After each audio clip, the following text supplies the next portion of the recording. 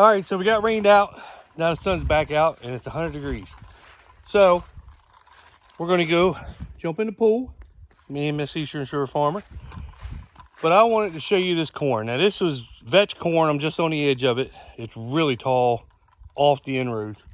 This is 1087 Seed Consultant, 108 day. This was a big winter last year. And this corn was planted late, but it was planted in vetch. And actually this right here is a replant because the ground was so hard when I planted it. These two front fields are like clay. And it was hard to get. I didn't think it was coming up, but I didn't think it was going to be a good stand. So we went ahead and replanted it. But look at this. Now this is late planted corn. And look how tall it is. Standing up. Got my shirt off. You see my six pack. But this is some beautiful corn. Now, we got a deck upstairs. I'm going to take a video of that and show you from an aerial view how beautiful this stuff is with that vetch. That vetch is the, you know, until you get in there with the combine, you don't know. But just looking at it, look at that. I mean, it's, well, you can't see the back part. The back part's even better behind the chicken houses because that's where the good topsoil is. It's crazy the difference in the ground from here and then 500 feet that way. It's just crazy how the yield is. But let me show you. But that is some pretty corn. I mean, that corn is beautiful. Beautiful corn. Let me go up on the deck. It's all tasseling. It's all pretty. Got the badass 10. She finally gave up on me yesterday coming home. Finally gave up, but Miss Eastern Shore Farmer says that she has 20,000 lives, so maybe we'll get her back going. Maybe she was just messing with me.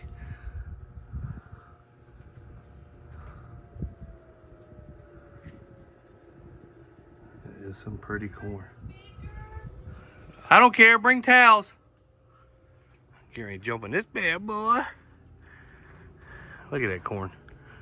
I don't know how high I can get. But the farm, it goes all around back and back to the woods. So it's beautiful. That Seed Consultant, we didn't get rain for 58 days last year, right when it was pollinating. And I think it did 188 bushels, something like that. Now, that might not sound good to everybody, and you probably heard me say that before, but it's a winner. I can't wait to see what it does if we keep getting rain. I know it's hot, isn't it? I can't wait to see what it does on a good year. Hopefully we keep getting, we just got rain. Hopefully we get another shot of it. And I mean, it's a racehorse of a, I mean, it's good corn, good corn.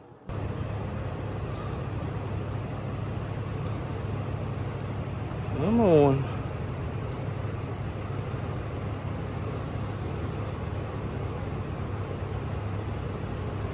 Oh, that's bad. That's pretty bad. Looks pretty good. I want him on a slight little angle. Do the other side. Do the other side.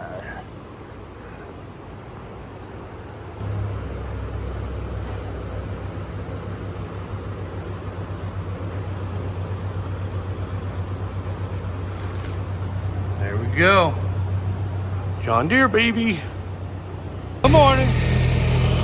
Loading some beans up. These are a treated Seed Consultant 4.16. So in our climate, we can plant, even after wheat, we can plant up to a 4.6 and still get the plant to grow to its full potential and yield and everything else. So we plant anywhere from a 4.2 to a 4.6 after wheat, and a 4.6 to a 4.9 before, you know, our early beans. We could probably even go to a 5.0 bean, but we don't.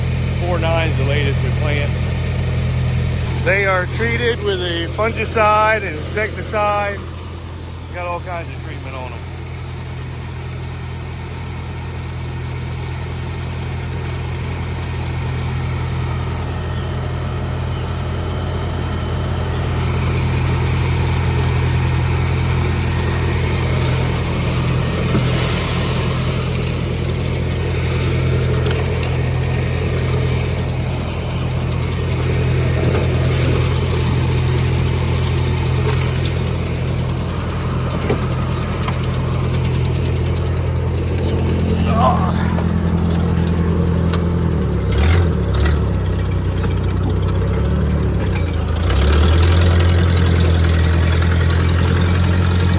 get the first fawn on video this year. Froggy 999, sharing our good news. A nice positive start to your weekend. Charlie Edwards shows some, for example, good news for me. Short work week. Always good news. You want to share yours with me again? You can use the talkback feature on the iHeart Radio app. And this message. I'm gonna get the first. I'm just out here living my best life, hey. And I'm just out here chilling, feeling like a million, kicking it like it's my birthday, hey. I'm gonna do exactly what I want. I'm gonna sip on something strong, singing. We moving. Going to another farm. Well, we got moved, and the wheat is still doing pretty good.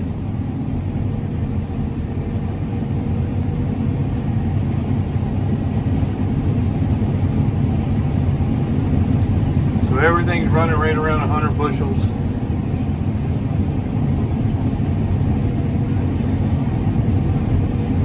You'll have spots where it goes down, and you have spots where it goes way up.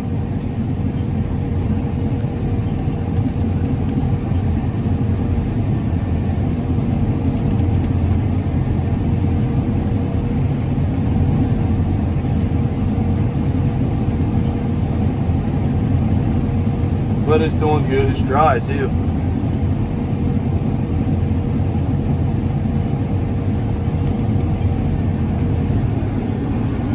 So we got this farm right here, and then one more farm after this, and we will be done. Next farm is pretty. I think it's 90. It's like a 98-acre field, so that's big for us. This right here is a 43-acre field that I'm in. They got fireworks night, so I don't know if I'm going to be able to get this done. We got fireworks in Snow Hill, and the boss lady has spoken, and I am going up to it apparently. She's going to go early. They got First Friday in Snow Hill, so she's going to go with some friends and walk around, look at all the shops. I'm doing this instead of that, but I will go up there for fireworks later tonight. So that's when we celebrate the 4th of July on the 7th. So let's hope it don't storm. Snow Hill normally has pretty good fireworks, so we'll see. Another baby deer.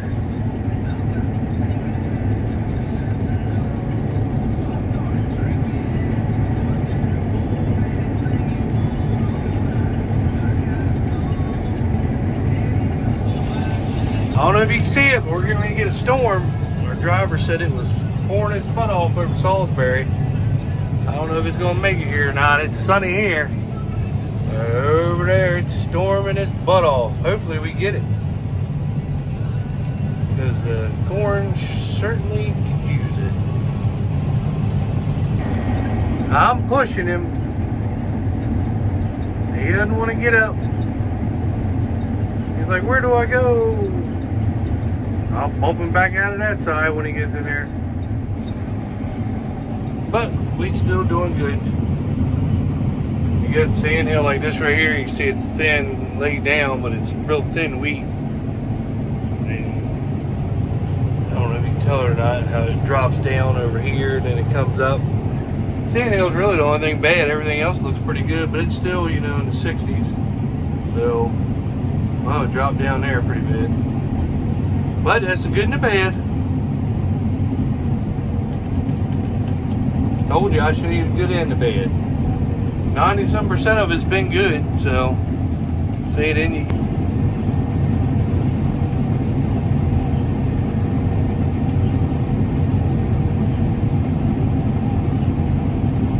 Pretty good though, pretty good.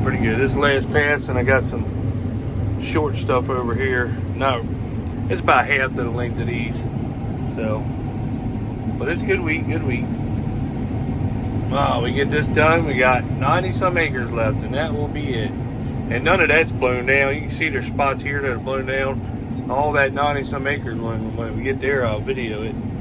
And, oh man, that's standing. That's real pretty wheat. But this Draper's going down and getting all of it pretty good, so doesn't matter if it's laying down or not. It's still doing good. Well, we had a little bit of a fire. I didn't have but that and that to do. And it came from somewhere. I smelt the smoke and then looked out the window and could see that it wasn't dust. So we got the water wagon up here. I got it out. I think it was just a chaff all built up on it.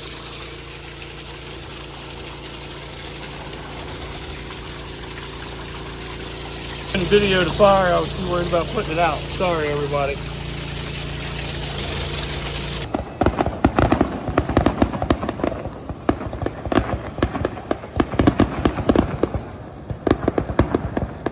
Now that's a good finale right there, ain't it?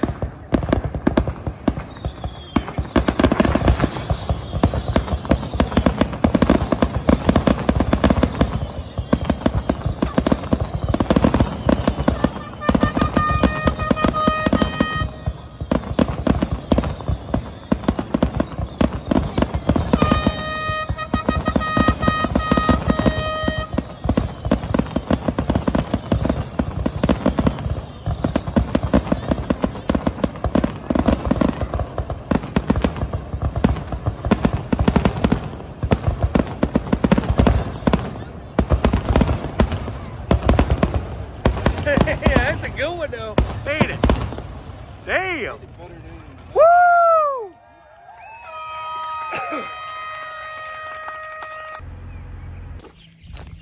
Good morning.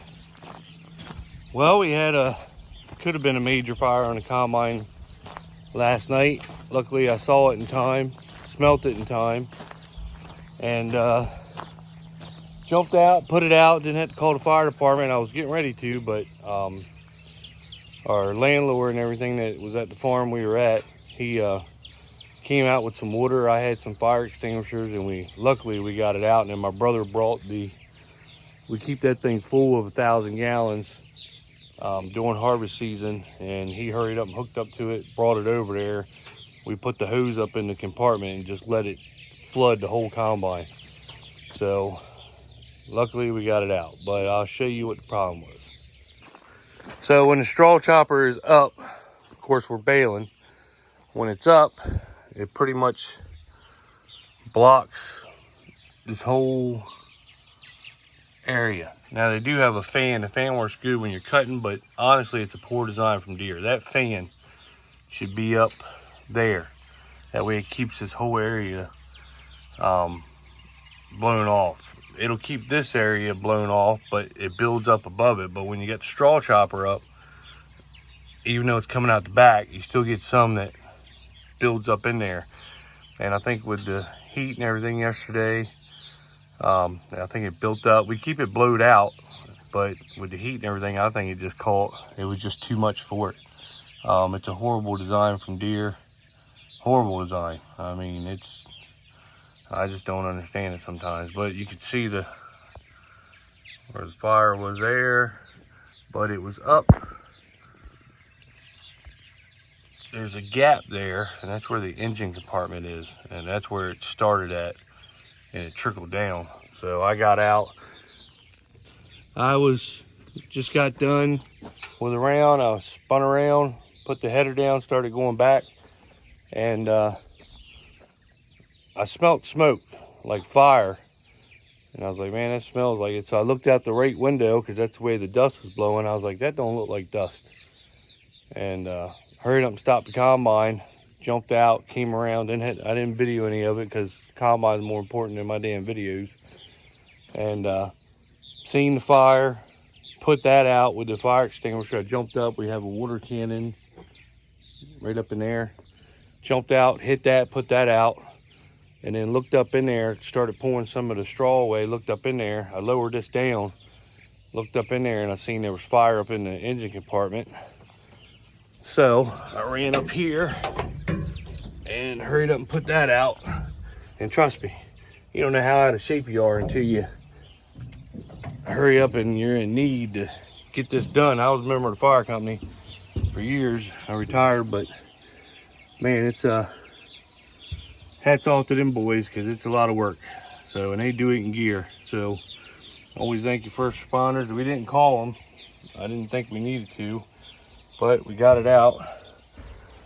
But right in here, There's the motor. Right underneath the motor, there was a big fire. Got that out. Not sure. Let me put this step up real quick. Hold on.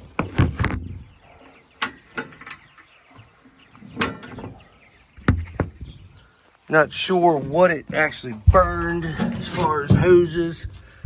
The empty oil line hose is right there. You can see where it singed it a little bit, but it's not leaking.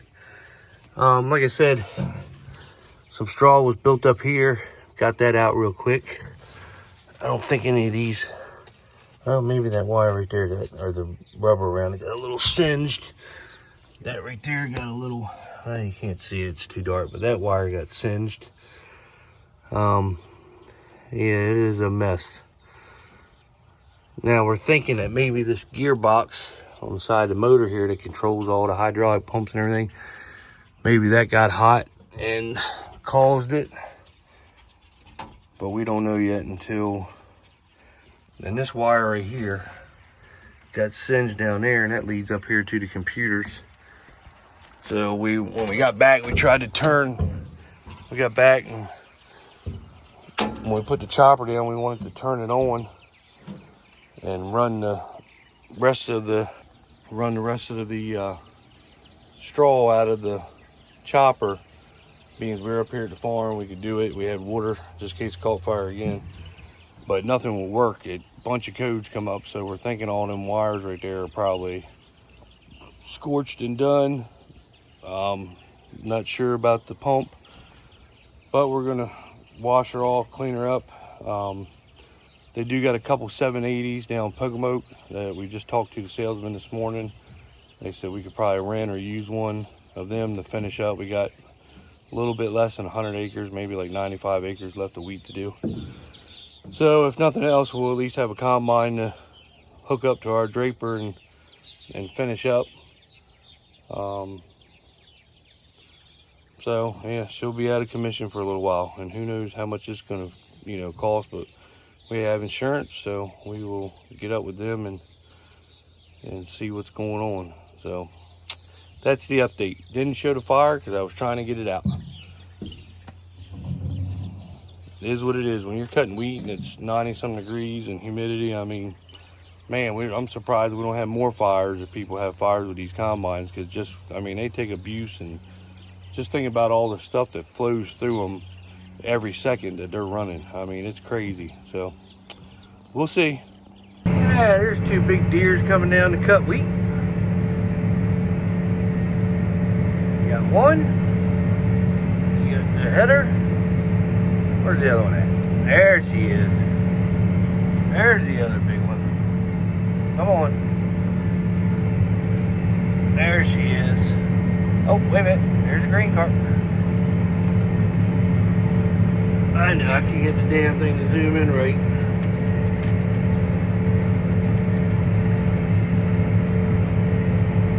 Oh yeah, there's a green cart. And there's our truck behind them. There's old Bullwinkle. Boys come all the way from Fettlesburg. They rented some land down here. Local farmers can't get it. They don't rent it to local farmers. They rent it to people far away. Instead of letting local farmers have the opportunity to rent ground, they rent it to people far away, so local farmers can't have it. Because the person that had it used to be a farmer, and he don't like the local farmers. He don't want them having his land, so he gives it to somebody that drives 2 hours down here. So I think they got two 780s, two 40-foot drapers, grain carts. They just picked up another farm right down the road from us that a guy let them have. So they pay a lot of money for it, but that's what it's about now. Farmers that retire, they don't let guys like us have land. They rent it out to the highest bidder, and normally the highest bidder is them guys up to 2 hours away. They pay a crap ton for it. So that's how the world works now. That's why I just like to buy land and not have to deal with it. Nobody's loyal to anybody local anymore. So it's the way of the world. And you can't blame them. It's their land. They do what they want with it. But You know, and I understand some of them because a lot of these farmers around here, they're cutthroat. They'll try to take your land like that, and some of them do. You try to buy something and you sneak behind your back to go and all for more. We've actually had that happen to us, but it is what it is. You try to get along with everybody and help everybody, and they don't remember none of that. So, like I said, that's the new America that we live in, and that's how it's always going to be. So we are getting another combine Monday. Our salesman, give a shout out to him, Gary. It's Saturday. He worked his butt off to try and find us a combine. They got two 780s down Pocomoke. They robbed parts off of them, but according to them, they're going to try to get one of them ready for us Monday, and bring it down to, or I guess we'll go pick it up, but get it ready for us Monday so we can get back to wheat cutting while our combine is getting fixed or going through insurance claim. And then you got the John Deere supposed to come down Monday and see what's all burned up on it and wrong with it, and that way we can turn it into an insurance company. But it's just one of them deals. We were just 100 acres shy of getting done wheat, and there you go. But we'll get another combine, get it rolling, get done anyway. I'm going to catch up to the combine today. I got this field to plant, and then the other field I didn't get quite done, but I'm going to go ahead and plant up to where the combine stopped. That way we'll be all caught up. And this weight game now, there's nothing to really do until we get a combine. I'll get these beans caught up today, and then it's just a waiting game till Monday. So it's the weekend. That's the bad thing. You know, Saturday John Deere, I think they only work till like 12, and you know, I think they got a light shift of mechanics that only work Saturday. So I don't blame them. You know, it's a last minute deal, but they're gonna. Our salesman Gary got 3 or 4 people involved, he said, and they're going to try to get it ready for us Monday, and hopefully we can go pick it up, get wheat done. I hope we get some rain over the weekend. They're calling for it tonight and tomorrow. Because we can't do anything anyway, hopefully we get some rain and get this corn perked up. But this is what I'm doing today. I'll show you. I'm just about done with the long stretch, and then it gets shorter, but then it gets wider over there the way it angles. So, but it won't take long. You keep her rolling. If I catch up in the weather, if it doesn't rain, the weather stays nice, and we get everything caught up. Tomorrow's Sunday, we take Sunday off. I'll take Miss Eastern Shore Farmer out on the boat. So, sorry I didn't get the combine fire. It would have been a great video, but I had to get that thing out. She was burning, and I tell you, like I said in the previous you saw, man, it makes you feel like an old man when you got to run around and you're nervous and you're getting stuff and there's a fire, especially in the wheat field and the combine's full of